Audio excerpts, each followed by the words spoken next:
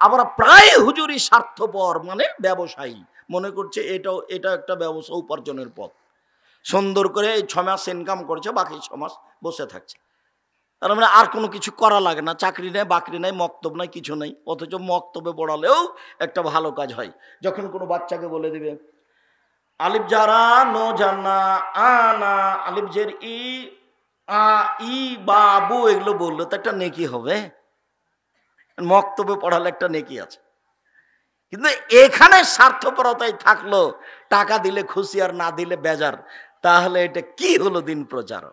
আমি ওই মাঠে একসাথে আছি, যার কারণে আমার ধোঁকা হয়। বিচারের মাঠে এই 32 বছরের জব কঠিন হবে না হালকা হবে, তখন টিকতে পারবো কি না তা আমার বিবেচনায় আসে না। তখন আমার মনে হয় যে কোন রকম যদি বিচারের মাঠে সমান সমান হয়ে যায়, তো আপনি যে এই 2 রাকাত সালাত আদায় করে নেকি পাবেন, ওখান থেকে আমিও পাবো।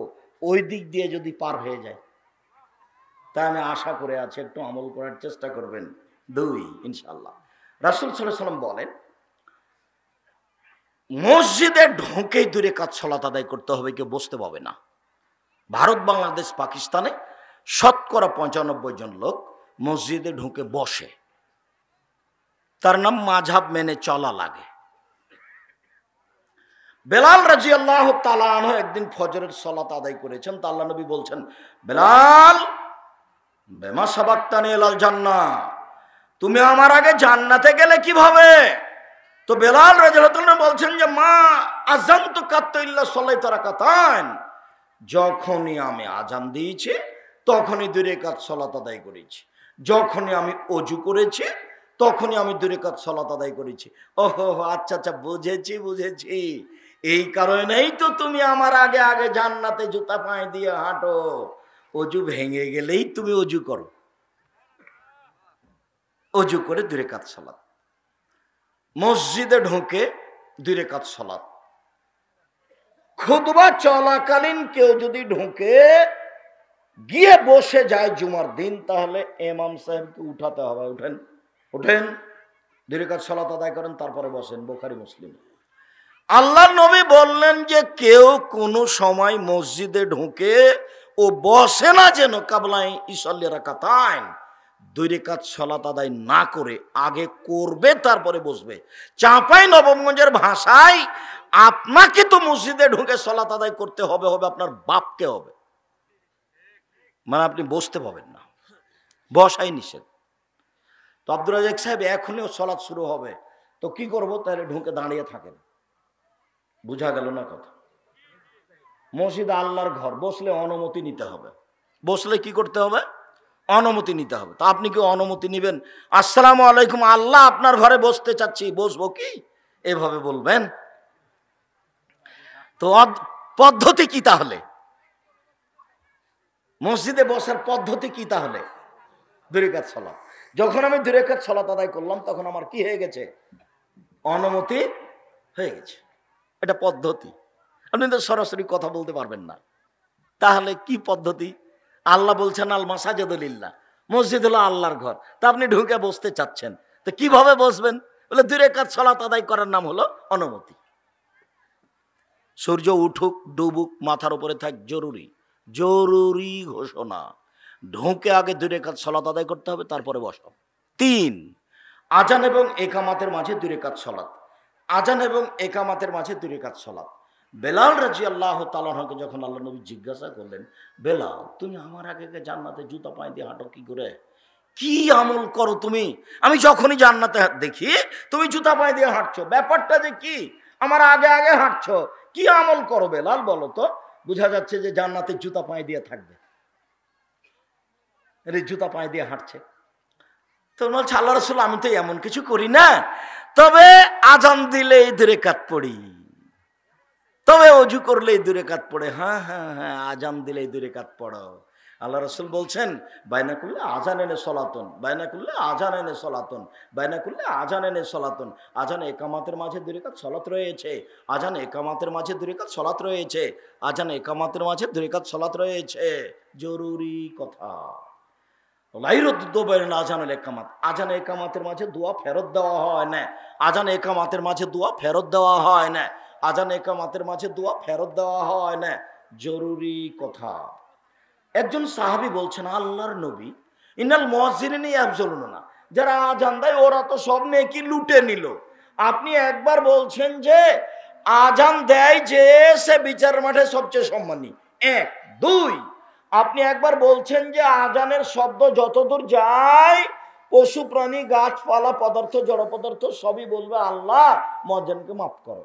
আপনি আবার বলছেন মুয়াজ্জিনের আজান শুনে যত মানুষ সালাত আদায় করবে সবাই মিলে যত নেকি পাবে, মুয়াজ্জিন একাই তত পাবে। তো মুয়াজ্জিনই সবই নিল, থাক আমরা যাই তাহলে, সবই তো মুয়াজ্জিনের, তা আমাদের কি আল্লাহর নবী? এটা হলো জিজ্ঞাসা। বুঝতে পারেননি কথা? তখন বলছেন আল্লাহ রাসূল, থামো থামো থামো থামো, কুল মা ইয়াকুলুল মুয়াজ্জিন, মুয়াজ্জিন যা বলে তোমরা তা বলো। এই ছেলেরা, এই খুব সাবধান, এই চতুর্দিক ঘেরাটাই ভুল হয়েছে।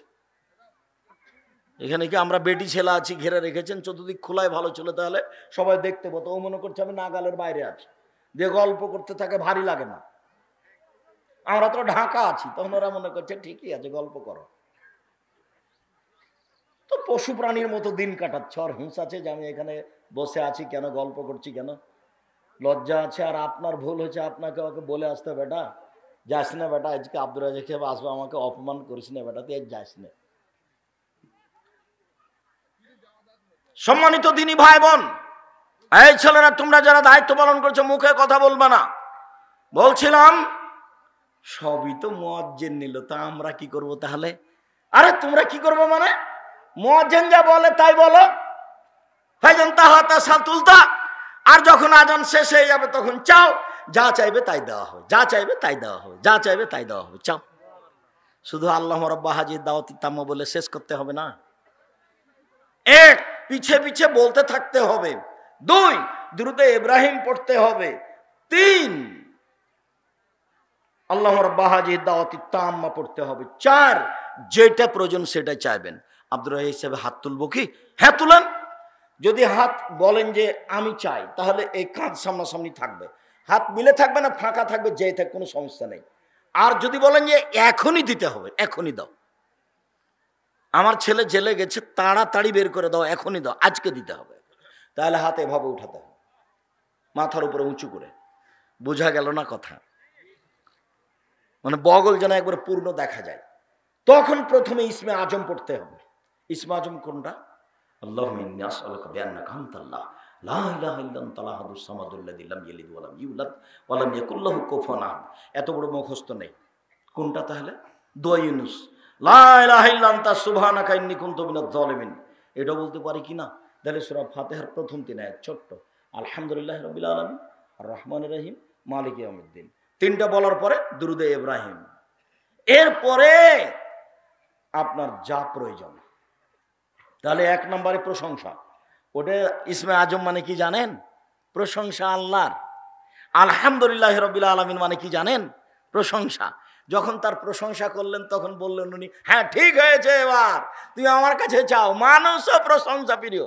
এনারা ধনী মানুষ, জয়পুরহাট জেলায় বাড়ি, এক জমিতে 3 বের ধান হয়, টাকা পয়সার অভাব নাই। তো এখন গেছে গরিব মানুষ, যে বলছেন 20,000 টাকা দেন তো, আমার ছেলের হাত ভেঙে গেছে। কে তুই রে?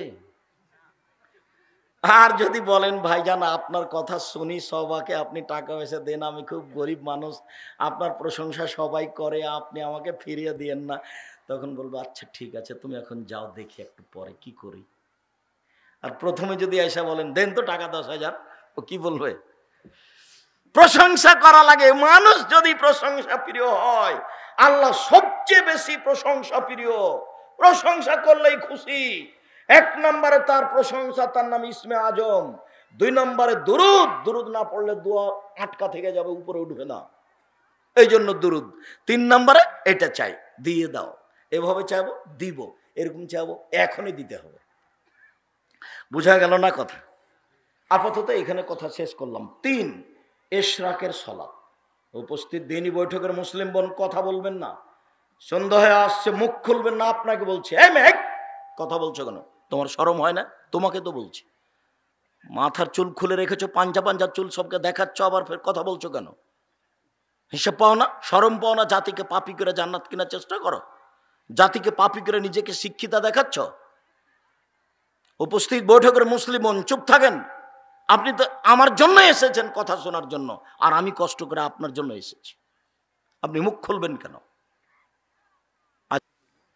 ট্রিলিয়ন ট্রিলিয়ন ডলার খরচ আছে, কোটি টাকা নয়, কোটি কোটি টাকা খরচ আছে। এক।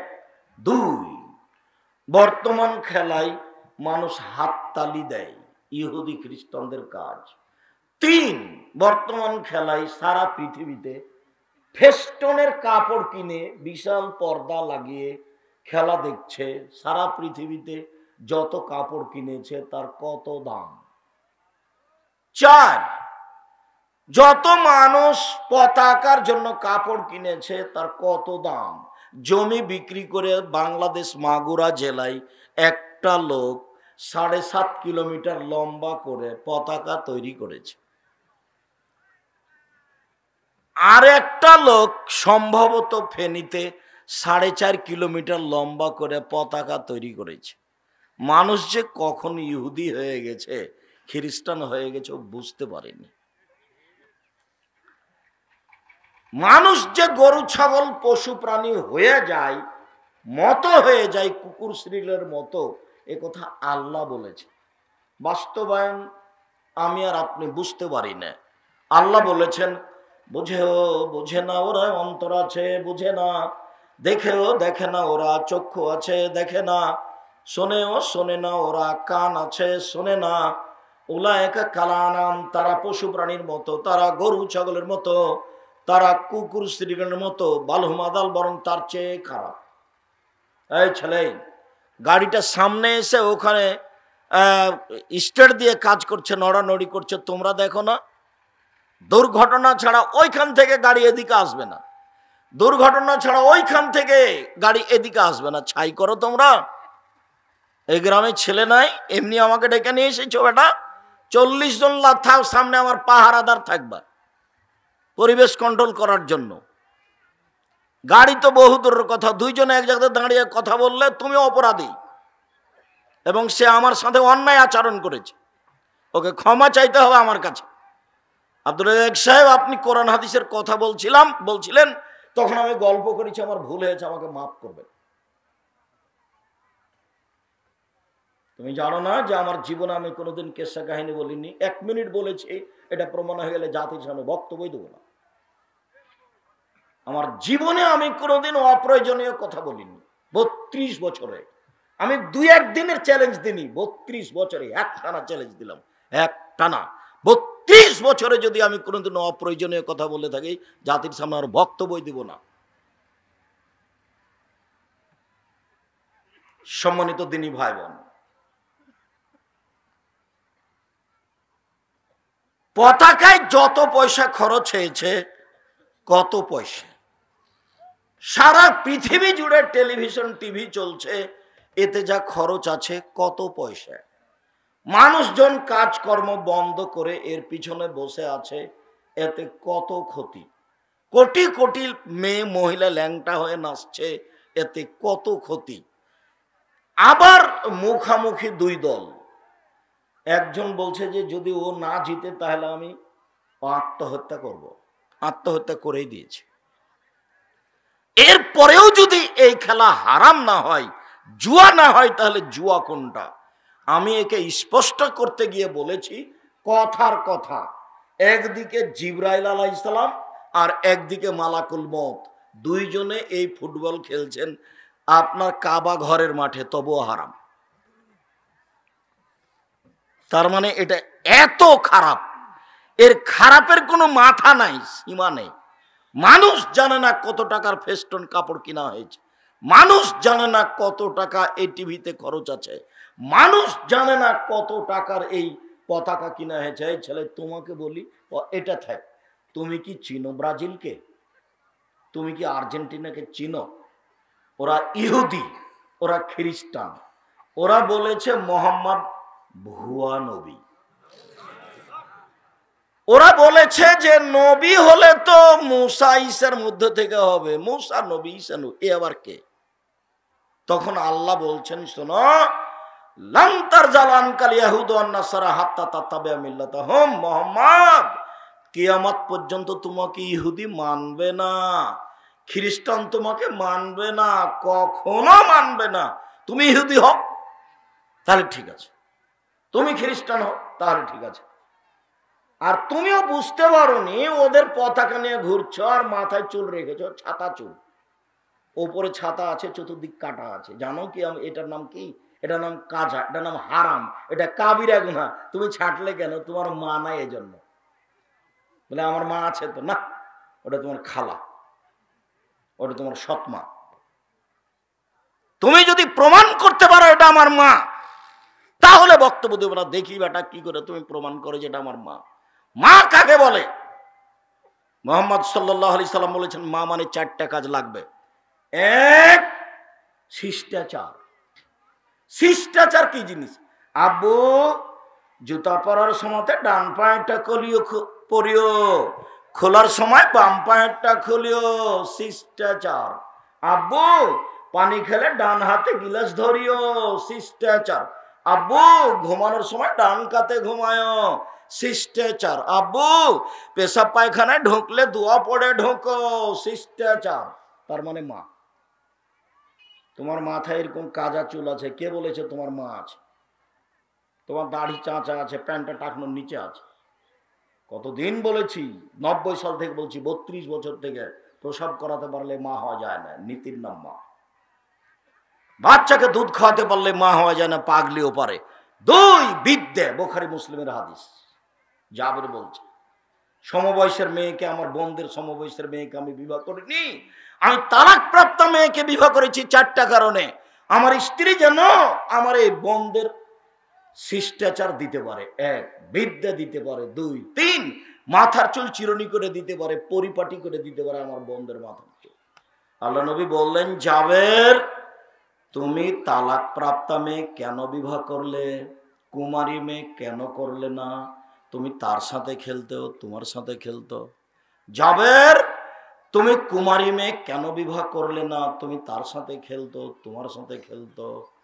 তখন বলছেন আল্লাহর নবী আমার বাপ উহুদের যুদ্ধে শহীদ হয়েছেন 6 জন মেয়ে রেখে, আমার 6টা বোন আছে। আমার বোনদের সমবয়সের মেয়েকে আমি বিবাহ করিনি 4টা কারণে। না, আমার বোনদের সমবয়সের মেয়েকে বিবাহ করব না, এমন মেয়েকে বিবাহ করব যে আমার বোনদের 4টা কাজ করতে পারে। তার মানে তোমার মা করবে। 1 শিষ্টাচার, 2 বিদ্যা, 3 চুল পরিপাটি, শরীর হাত গাও গত পা হাত পরিপাটি করে রাখা, 4 পাহারাদার। তোমার মা তোমার জন্য পাহারাদার, তোমার মা তোমার বোনের জন্য পাহারাদার। তোমার বোন এখন হাঁটছে মাথায় কাপড় না দিয়ে, কে বলেছে এটা তোমার মা? কিসের মা তোমার পাহারাদার? বেটা তোমার মাই সংসার ধ্বংস করেছে। তোমার মা এখনো ছোটবেলা উপরে ল্যাংটা হয়ে বসে আছে, পেট পিট দেখা যায়। কে বলেছে এটা তোমার মা? এটা তোমার মা নয়, এটা তোমার খালা, এটা তোমার সৎ মা, এটা তোমার মা নয়। তুমি মা প্রমাণ করো, কি দিয়ে করবা? আমি বুখারী মুসলিমের হাদিস তোমার সামনে পেশ করে দিলাম। এর মাপে তোমার মাকে রাখো, যদি হয় তাহলে ঠিক, আর যদি না হয় তাহলে এটা তোমার খালা, যদি না হয় তাহলে এটা তোমার সৎ মা। তোমার মা তো সত্য, এই কথাই ঠিক, আমিও জানছি। মা কাকে বলে দিয়ে প্রমাণ করো তুমি মাকে। মা যে 4টা কাজ করতে পারে। এখন তোমাদের একটা ইস্টার্ন ইন্ডাস্ট্রিজ আছে বা একটা বড় ধনী মানুষ বাড়িতে পাহারাদার রেখেছে। পাহারাদার যদি শুনেছে মালিক সকালে যে রাতে ঘুমিয়েছিল, তখন সকালে মালিক বলছে তোর হবে না রে, তোর চাকরি এখানে হবে না, তুই যা। তোকে কি ঘুমানোর জন্য পাহারাদার রেখেছে? তা আপনি একজন লোককে 7,000 8,000 টাকা বেতন দেন, একদিন ঘুমালছে সেই জন্য সকালে বিদায় করে দিলেন, আর আল্লাহর নবী বলছেন আপনার স্ত্রী পাহারাদার। নেন এবার। আমি বুঝাতে পারি না মনে হয়? আমি কি আসলে কথা বুঝাতে পেরেছি? যদি বুঝাতে না পারি তাহলে এটা আমার অক্ষমতা। হাদিস তো বুখারী মুসলিমে, এই হাদিস বুখারীতে কয়েকবার এসেছে, অন্তত 20 বার এসেছে। সম্মানিত দিনী বোন, সম্মানিত দিনী ভাই, অজু করে 2 রাকাত সালাত। উকবা ইবনে আমির রাদিয়াল্লাহু তাআলা আনহু বলেন ও একটু কথা আর একটু স্পষ্ট করে নি। আল্লাহর নবী বলছেন খালিফুল ইয়াহুদা ওয়ান নাসারা, পৃথিবীর মানুষ ইহুদি খ্রিস্টানদের বিরোধিতা করো, পৃথিবীর মানুষ ইহুদি খ্রিস্টানদের বিরোধিতা করো। বলতে থাকলেন, বেরপর বলতে থাকলেন। এবার মক্কা থেকে মদিনায় চলে আসলেন। দেখছেন যে মদিনার লোকেরা মুহররমের 10 তারিখে সিয়াম থাকে, রোজা। তো তিনি জিজ্ঞাসা করেন, এই শোনো মদিনার লোকেরা, তোমরা মুহররমের 10 তারিখে রোজা থাকো কেন?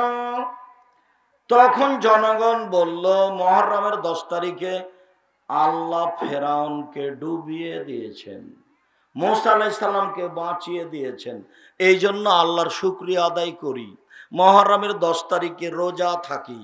তখন আল্লাহ রাসূল বলছেন, আচ্ছা আচ্ছা আচ্ছা ঠিক আছে, আমি তোমাদের চেয়ে বেশি শুকরিয়া আদায়তে হক রাখি, আমিও 10 তারিখে সিয়াম থাকলাম, আমার সঙ্গী সাথী সাহাবী তোমরাও থাকো। যেমন বলেছেন তেমন সাহাবীগণ বলছেন, বলেন কি আপনি, মুহররমের 10 তারিখে সিয়াম থাকবো মানে?